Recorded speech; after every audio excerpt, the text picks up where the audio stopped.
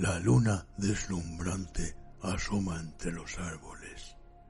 La oscuridad de la noche lo inunda todo.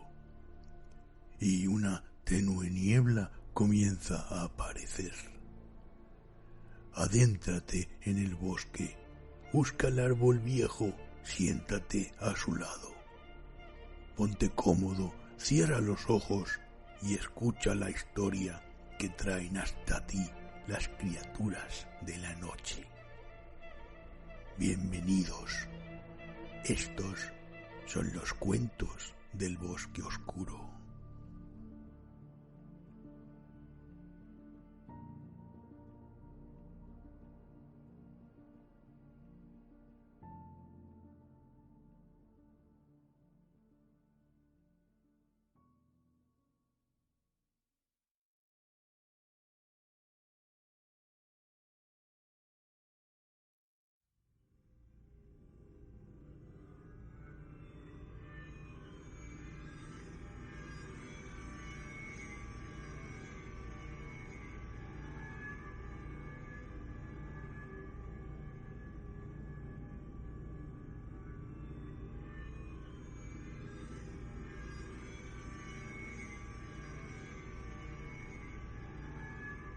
Nyarlathotep, el caos reptante. Yo soy el último. Contaré al oyente desocupado.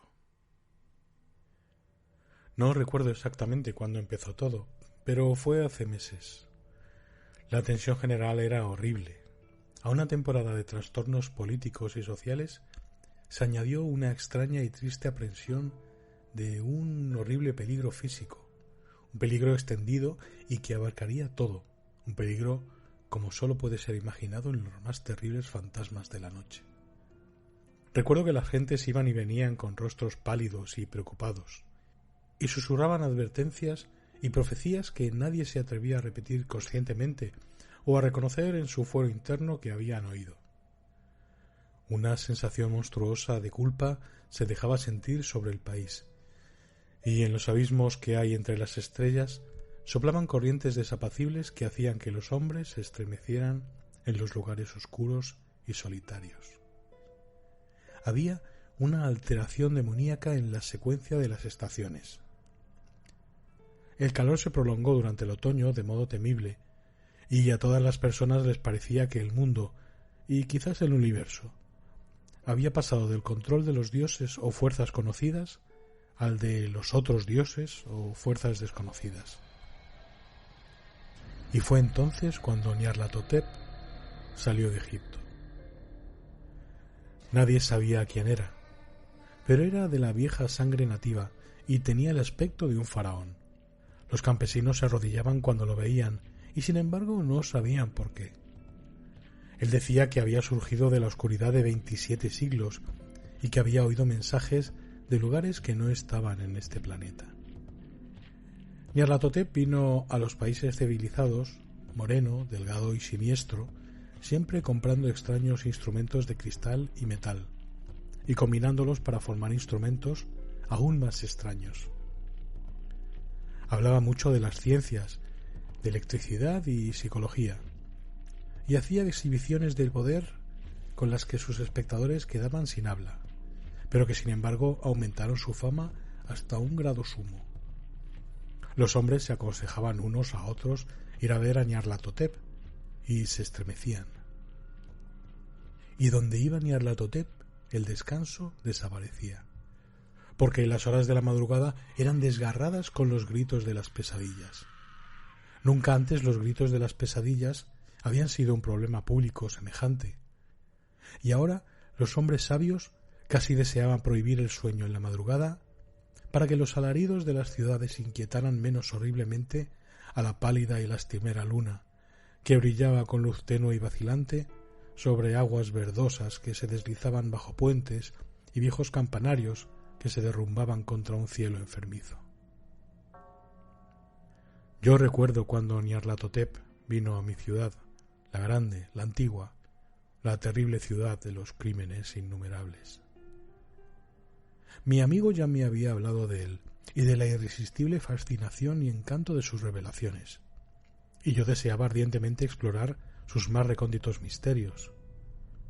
Mi amigo me dijo que eran horribles e impresionantes, más allá de mis más enfebrecidas imaginaciones, que habían sido proyectadas en una pantalla en la habitación a oscuras, cosas profetizadas que nadie, excepto Nyarlathotep, se había atrevido a profetizar, y que en el chisporroteo de sus chispas allí les habían quitado a los hombres lo que nunca les habían quitado antes, y que sólo se mostraban en sus ojos, y oí decir que en el extranjero se insinuaba que los que conocían a Nyarlathotep veían cosas que los otros no veían. Fue en el cálido otoño cuando yo pasé una noche con las muchedumbres inquietas para ver a Nyarlathotep. Toda una noche bochornosa, allá arriba de las interminables escaleras que llevaban a la sofocante habitación.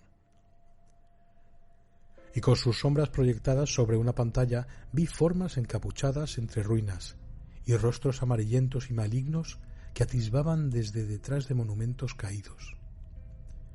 Y vi al mundo batallando contra la oscuridad, contra las oleadas de destrucción procedentes del espacio infinito, arremolinándose, agitándose, forcejeando en torno de un sol que se apagaba y enfriaba. Luego las chispas saltaron de forma asombrosa alrededor de las cabezas de los espectadores, y los cabellos se pusieron de punta, mientras que las sombras más grotescas que yo pueda mencionar salieron y se posaron sobre las cabezas. Y cuando yo, que era más frío y científico que el resto, musité una protesta hablando de impostura y de electricidad estática, Nyarlathotep nos echó a todos fuera, por aquellas escaleras vertiginosas, abajo hacia las húmedas, cálidas y solitarias calles de la medianoche. Yo grité muy fuerte, diciendo que no tenía miedo, que nunca podría tener miedo, y otros gritaron conmigo para aliviarse. Nos juramos los unos a otros que la ciudad era exactamente la misma y que seguía viva. Y cuando las luces eléctricas empezaron a ponerse mortecinas, maldijimos a la compañía una y otra vez y nos reímos de las caras tan raras que poníamos. Creo que sentí que algo descendía de la luna verdosa, porque cuando empezamos a depender de su luz, de modo involuntario formamos encuadro y emprendimos una marcha como si supiéramos nuestros destinos, aunque no nos atreviésemos a pensar en ellos. En una ocasión miramos el pavimento y vimos que los adoquines estaban sueltos, desplazados por la hierba, con apenas algún riel de metal oxidado que mostrara por dónde habían corrido los tranvías. Y de nuevo vimos un tranvía solitario, sin ventanas, estropeado, casi volcado.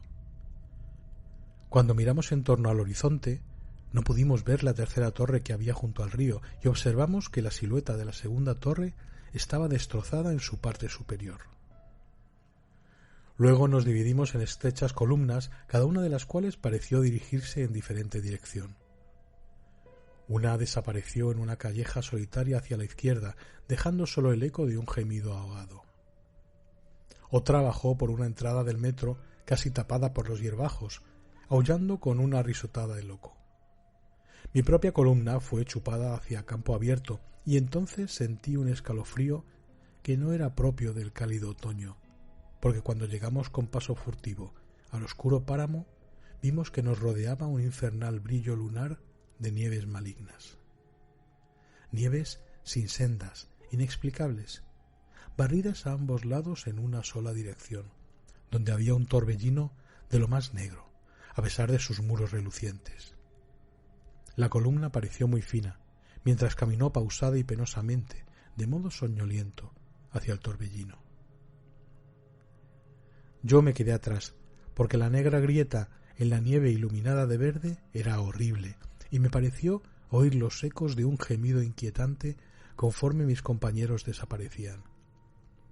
Pero yo tenía poco poder para quedarme rezagado, y como si me hubieran llamado por señas los que se habían ido antes, medio floté entre los titánicos copos de nieve arrastrados por el viento, estremeciéndome asustado hacia el invisible vórtice de lo inimaginable. Sensible a mis gritos, delirando torpemente, sólo los dioses que fueron podrían explicarlo. una sombra enfermiza y sensitiva retorciéndose en manos que no eran manos, girando ciegamente y dejando atrás medias noches espectrales de creación podrida, cadáveres de mundos muertos, con llagas que fueron ciudades, vientos sepulcrales que cepillaban las pálidas estrellas y las hacían parpadear muy bajas. Más allá de los mundos, vagos fantasmas de cosas monstruosas, columnas medio entrevistas de templos no santificados que descansan en rocas sin nombre bajo el espacio, y que alcanzan hasta los vertiginosos vacíos que hay por encima de las esferas de luz y oscuridad.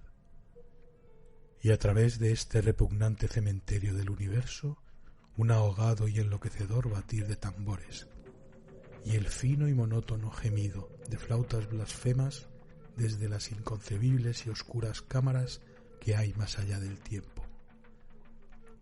El detestable golpeteo y los silbidos aflautados allá donde danzan lenta y torpemente, de modo absurdo, los gigantes y tenebrosos otros dioses, las ciegas, mudas y estúpidas gárgolas cuya alma es Nyarlathotep.